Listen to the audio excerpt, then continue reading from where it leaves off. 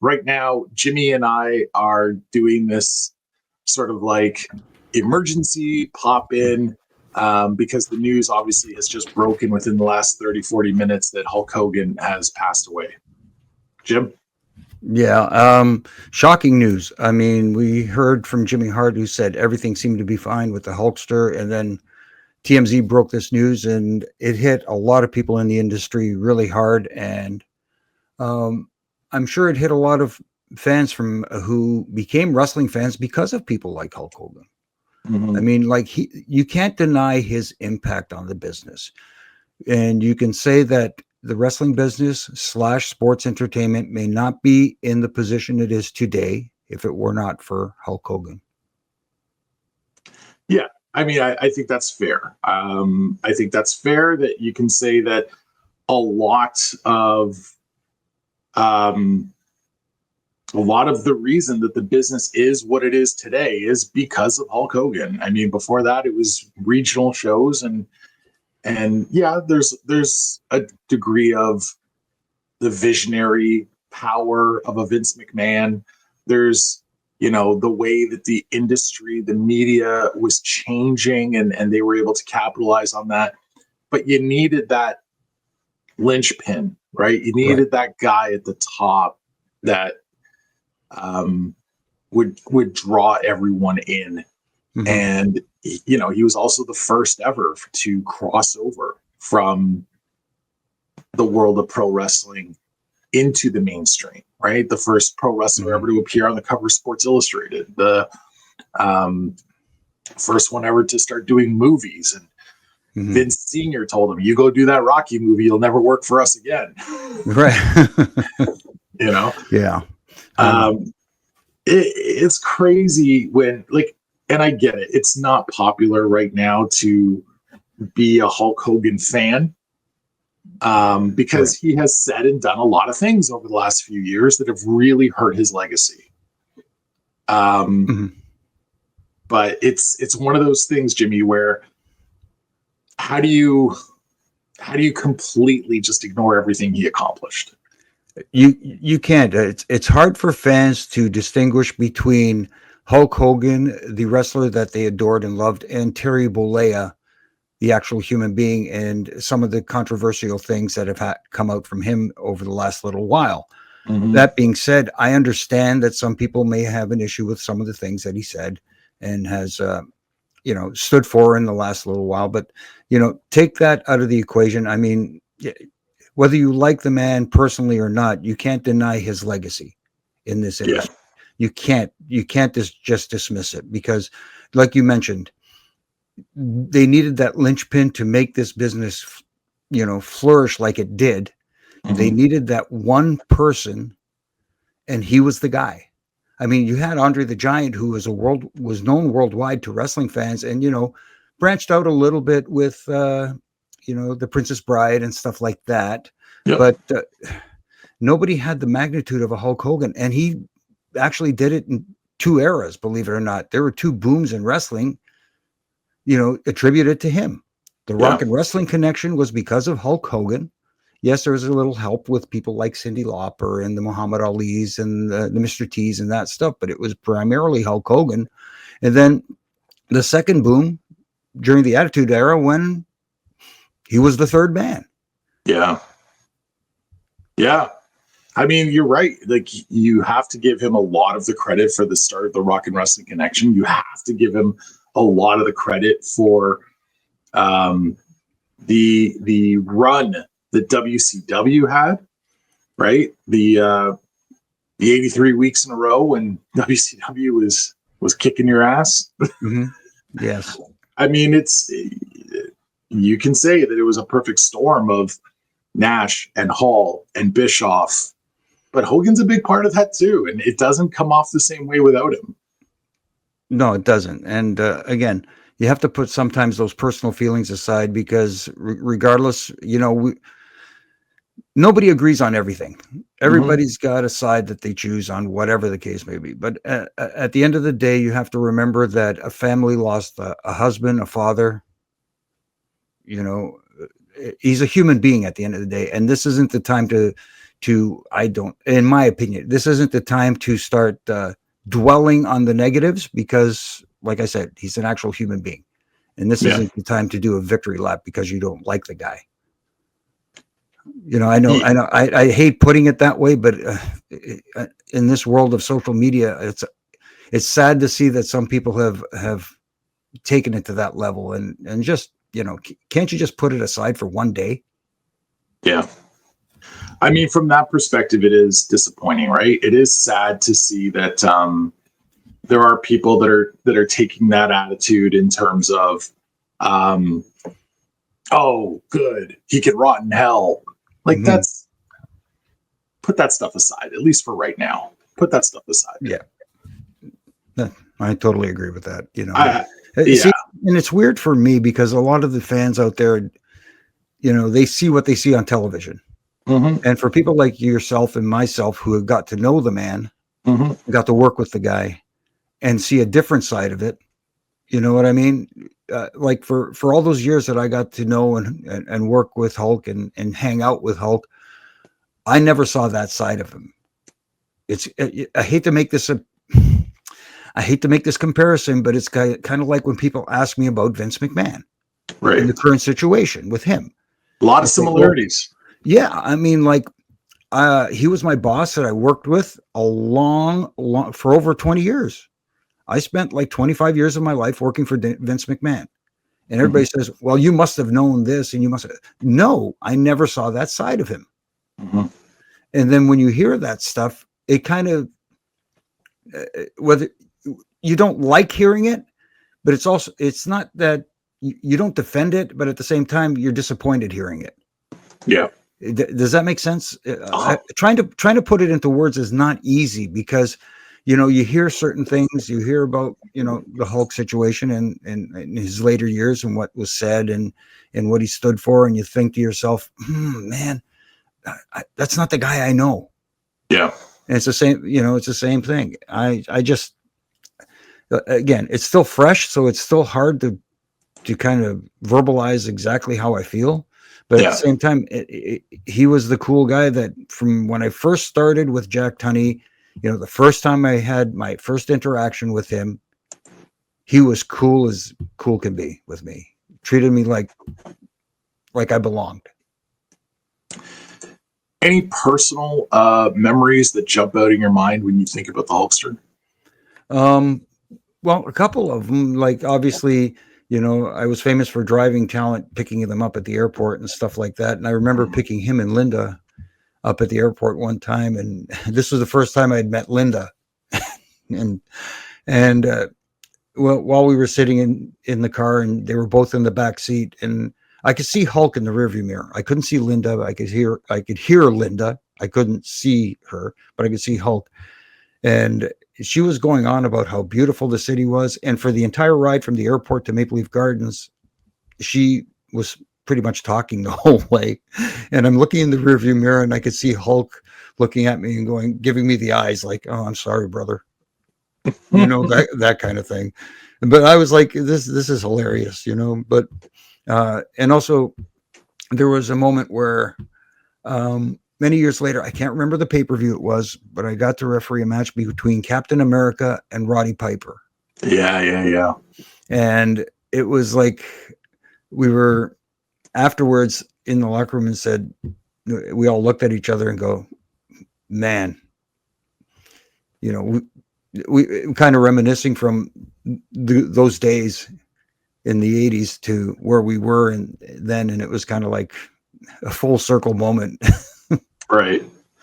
Yeah, it's pretty wild, man. And it's funny because it was only about a week or two ago I was telling this story. And I don't even remember who I was telling it to, but I was talking about I remember being on tour on a tour I was working with Hogan, and we stopped somewhere on the East Coast in the middle of Newfoundland or something. And there's a Cadillac Escalade, and Hogan's in there, and the Nasties are in there, and Beefcake is in there, and then I'm in a separate van with a bunch of guys, and the convoy sort of stops for gas and bathroom breaks and all that stuff, and Hogan's in the car. He doesn't want to go in, and he hands his credit card to Knobs and just go get the boys whatever they want. Right. You know, so of course they're coming out with like, you know, Slim Jims and sandwiches and a couple of cases of beer and All that health food. oh yeah, they're going in. And then all of a sudden, some fan who's walking in and out notices. It's hard not to notice when there's, you know, a metric ton of beef inside the store. They're like, those aren't regular looking people. Those look like famous that's Brian Knobs, that's Jerry Saggs, and that's Brutus Beefcake. And then they start looking around and they look in the window of the escalator. They go, that's Hulk Hogan. Right. And the second Hogan realized they clocked him and they recognized him, he's like, okay, the jig is up. He gets out of the car. He goes over, shakes their hand, says hello. They ask for a photo. He does a photo. Now, mind you, we've just done a bunch of shows in a row where he's charging like $100 a pop for a photo, Right. but now he's not charging anything.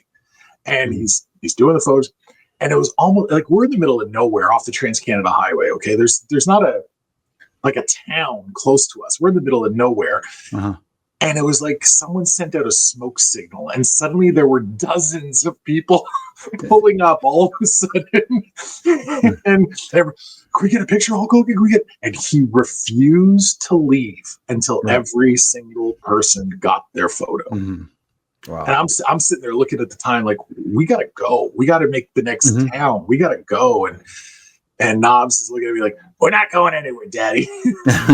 It's amazing. Somebody put up the bat signal out there in Newfoundland. Yeah, like the word got out. You know, someone put out the word that Hogan is here and he's giving out autographs, and all of a sudden, you know, that's what's happening.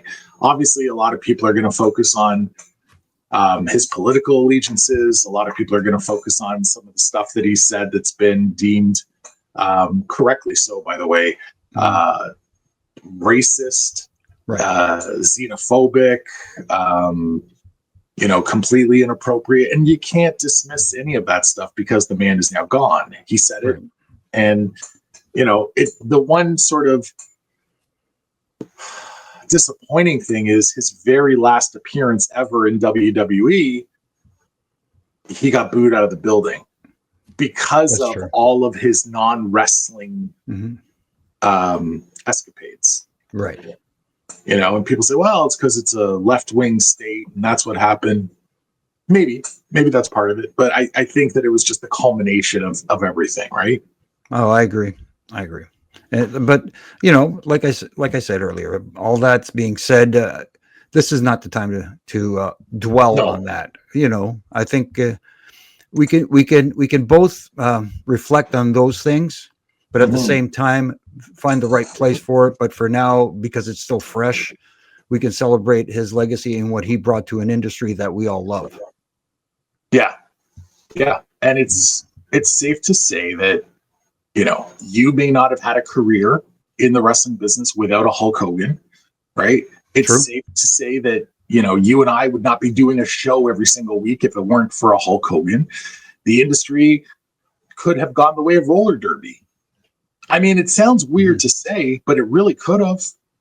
You know, there was a point when, you know, and McMahon talked about it many times in the past, like WrestleMania 1. He basically took every dollar he had and bet on it and said, this has to work. Right. And maybe if you don't have a Hulk Hogan at the top of your card, maybe it doesn't work. And maybe he goes bankrupt and maybe that's the last WrestleMania. You know what I mean? Like, it's really easy to play the what if game, but we are in a world where Hulk Hogan had a unbelievable run in the professional wrestling business, and that has come to an end. You know, in-ring came to an end many years ago, but has officially come to an end now because the man has passed away today after suffering a cardiac arrest. We knew that his health was not great over the last little while. There was conflicting reports about what was going on. But now the man is definitely has left us at the age of 71. Jimmy, what do you think WWE does to handle this? How do you think they respond on SmackDown? How do you think they respond on Raw? How do you think they respond at SummerSlam?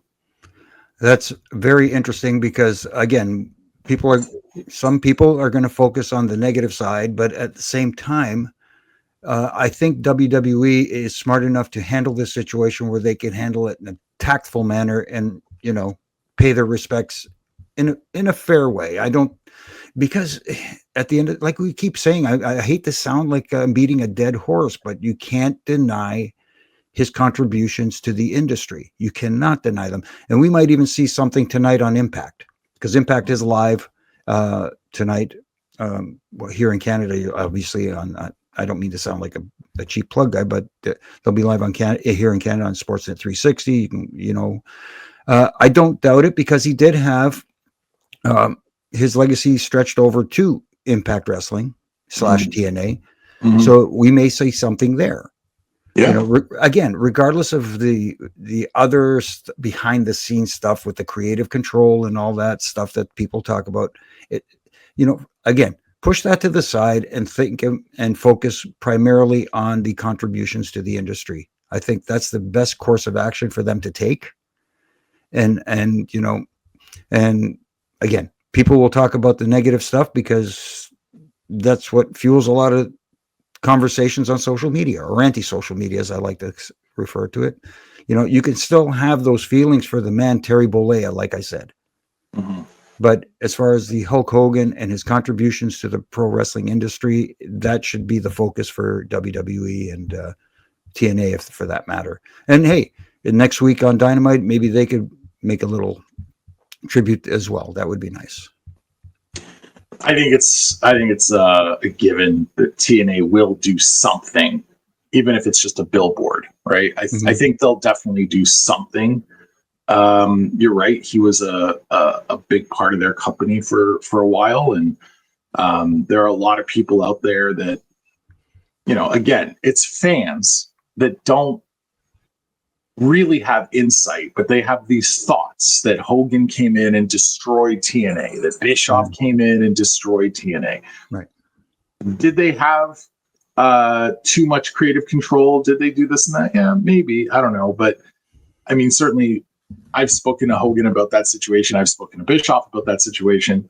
And so I have a different perspective on what was really going on. I think there was a lot of cooks in the kitchen, and I think they just couldn't get on the same page. Right.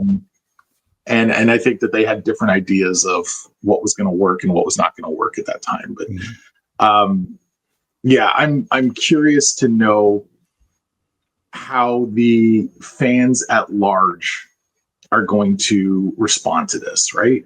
Like, if this had happened a couple of years ago, I think he would have been eulogized like the first saint of pro wrestling. Agreed. And at this point, it's like, you don't quite know how people are going to respond. And I will say, I don't dismiss any of the negative stuff that surrounds Hulk Hogan, but at the same time, Jimmy, he was really good to me. Right. At one time when we were working together, and he said to me, "Look, if you want to come work in TNA, I'll get you a job." Wow. I'm like, it's not really what I want to do right now. Right. It was very flattering. It was very flattering, but I was like, it's not really what I want to do right now, but thank you. And then he's like, well, brother, if that's not what you want to do, then what the hell are you doing in this business? And I was like, oh, you kind of made a good point. And then I sort of took a break from all of wrestling for a while, because I was like, yeah, what am I doing? Right. But yeah, man, like it feels surreal to think Hulk Hogan is no longer here. Yeah, because we think of the wrestlers as superheroes sometimes, and they're invincible, and that real life stuff just doesn't work, and it doesn't affect them. Yeah, like, how could they actually be sick and whatever the case may be? So yeah, again, really, really tough. I got to tell you, it's and you said, like you said, you can only judge him by how he treated you. Not only judge them, but that's one of the main factors, judging people by how they treat you. And he always treated me like one of the boys. Yeah. You know what I mean? So I can't, again, I don't want to go back to that comparison, but I can only speak to that right now. Yeah. No, and that's fair. We will certainly be talking more about this situation on next week's episode of Huge Pop. We are planning to have someone as a guest on the show that knew Hogan very well. So we will definitely rearrange our broadcast schedule and make sure that we do that, and make sure you keep up with everything that we're doing. And I know Jimmy's got a bunch of appearances he's going to be doing over the next little while talking about this as well. If anyone out there wants to have their thoughts heard, you can get at us on socials or email us questions@hugepopradio.com. Thanks, Jim. No, my pleasure. Thanks, Donnie.